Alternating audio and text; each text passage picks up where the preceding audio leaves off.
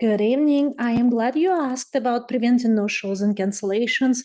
I believe it's the best way to create a great schedule and to ensure that you're more profitable without taking any additional classes, without adding any extra equipment, but the team has to be responsible for that. The team has to be taught, and they have to be confident in doing it. And ultimately, at my group practices at all of my 7 locations, it's not a choice. When I train and hire, all of my team members are required to master what I will present here. So here's a few slides for you. Number one, I teach to develop habits. So basically, I teach them that, hey, once you develop those habits, that will benefit you as a front desk or a business coordinator, because it will help you to prevent conflict with the patients.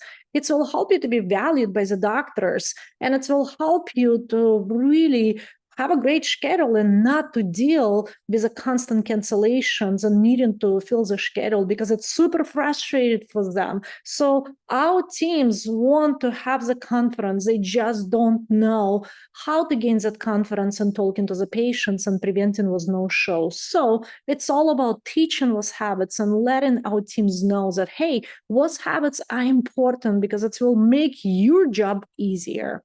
So communication is the key. We really have to train patients that, hey, this time is valuable. So the way we do that, we tell all of our patients, please let us know 24 hours to 48 hours in advance. Please kindly let us know this time is reserved just for you. So communication and saying that statement over and over and over via confirmation phone calls, via confirmation text, via confirmation emails, or when scheduling next appointments. So communication is the key. We train our team to talk about preventing no-shows, even when a patient is trying to cancel last minute. We do tell the patients, hey, this time is reserved for you. Are you sure you cannot make it? So we don't have to charge a no-show or a last-minute cancellation fee. So communication is the key to constantly reminding patients and teaching them that, hey, we do ask you kindly to keep this time that is reserved just for you. And then really charting all failed appointments. We tell our teams that for legality and risk management, we have to chart all of these appointments, because ultimately, if people tend to have a habit of canceling or no-showing, they will do it over and over again. So if people have done it once, most likely they will do it twice. And if they have done it twice, they probably will do it 3 times. We just don't tolerate it. We do charge money for that. And really, we have to teach our team why the patients cancel. Our team has to understand that most dental disease doesn't hurt, and really sometimes patients get scared. They may have dental anxiety, and life happens, and finances do play a role in it as well. So we do have to teach our team to understand all of those things and how to help patients to keep the appointments. So when a new patient calls and schedules online, we really want to make sure that patient does know that the time is reserved for them. We actually ask all patients to confirm appointments. If they don't, we move them off the schedule. If the patients are scared or have anxious anxiety, we do tell those patients that we offer oral sedation, and we also always have a habit of telling the new patients, if they do come in, what is the next appointment. So we always communicate to the patients that, hey, we can make your appointment more comfortable, whether it's that the patient is coming for the first appointment or for the recurrent care. And we always communicate the importance of the next appointment to each patient. So business coordinators or a front desk have a lot of power to make a difference in a person's overall dental health. So we really empower them. Hey, if people cancel because they have a dental anxiety or because they feels that they don't have the money, or maybe they don't prioritize the dental health, you really that gatekeepers that have to remind them about the importance of a connection of dental health to overall health. And you do have to make sure you offer financial options, and you do have to make sure you remind them how important to keep this appointment, because this time is reserved just for them. With the recent shortage of hygienists, we really take this seriously, and we do communicate to the patients, hey, we are short on hygiene, we are booked for weeks away, please make sure you let us know at least 24 to 48 hours in advance if we cannot keep that time. So the business coordinators really have a lot of play in it. So preventing no-shows and last-minute cancellations really falls on them. And that's why it's so important to keep working with them and giving them that confidence on how to prevent last-minute failed appointments. Again, financials can be a big deal. So it's very important to present finances to all patients. A lot of times, if the front team is not trained, they will present to people that they think need it. And really, that is the incorrect way of doing it.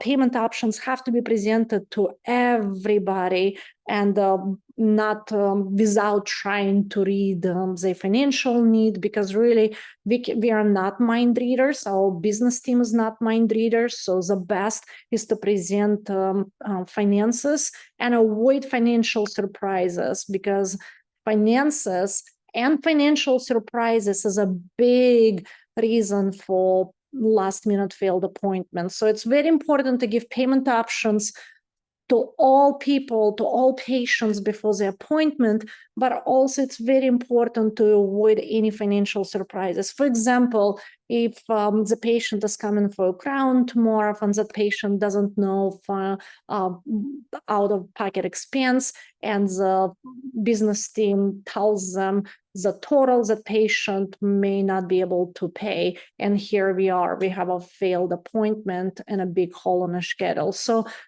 giving payment options and discussing financial arrangements is huge in preventing last-minute cancellations. We ask our team to give us at least 3 days before the appointment, and it's a lot, but we notice that if the financial arrangements are discussed the day before, all kind of as a last minute, then a lot more patients tend to cancel. So it's very important well in advance, and communicating financial arrangements and financial options with all patients, no exceptions. So that's being consistent. And finally, really, that's another habits that mentioned here, emailing new patient paperwork in advance. We know that if patient receives paperwork and fills it out, there is a lot less chance that they will not show up. We actually ask new patients to fill it out, because the act of filling out paperwork is it's a kind of a form of commitment, and they do show up. We do charge cancellation fee. We charge $75 to reserve any appointment over 60 minutes, and $150 all a co-pay for all the longer appointments. This is really important. Have a cancellation fee known by the patients. We don't just put it on a card, we talk about it. Again, it goes back to communication and really creating that culture by educating patients. Hey, please let us know well in advance if you cannot make it. Some startup practices will say, well, I'm afraid to upset patients, I'm afraid to do that. I always say you got to do it the first day you open, the first patient that walks into your door, because you have to start educating your patients. And if you start educating your patients, right away, the patients will respect your time. You just got to learn to respect, to teach patients to respect your time. Then again, record all no-shows and cancellations. Use multiple communication methods. All appointments have to be confirmed via text, email, or call. So we have a system that will text patients. If a patient doesn't text back, we will email on call and saying that please kindly confirm this appointment. This appointment is scheduled just for you, reserved just for you, so please kindly let us know you will be here. If a patient doesn't confirm, we move it aside. Hey, with a text technology, everybody checks text 200 times a day. Everybody sees a text. So if a patient sees a text and doesn't reply back to me, it's like they're not coming in. There is 95% chance they're not respecting the time of a dental office, they're not coming in. So we really will move them aside. Another habit that we teach the team, schedule longer and fewer appointments, because fewer times the patients have to come in, the better.